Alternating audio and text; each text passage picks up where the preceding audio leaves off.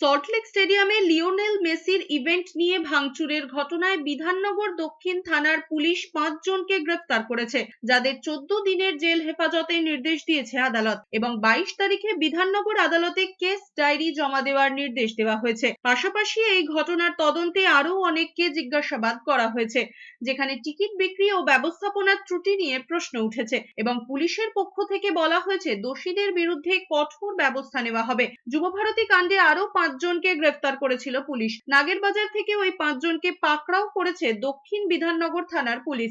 ধৃতদের নাম গৌরব বসু, শুভ্রপ্রতিম দে, বাসুদেব দাস, সঞ্জয় দাস এবং অভিজিৎ দাস। পুলিশ সূত্রে খবর, যুবভারতীর ক্রীড়াঙ্গনে ভাঙচুরের ঘটনায় সিসি ক্যামেরার ফুটেজ দেখে চিহ্নিত করা হয় ওই 5 জনকে। সেই সূত্র ধরেই নাগেরবাজার থেকে তাদের গ্রেফতার করা হয়। আমি ইতিমধ্যে সকালবেলা কোর্টে গেছি এবং মহামান্য প্রধান বিচারপতি মামলা গ্রহণ করেছেন।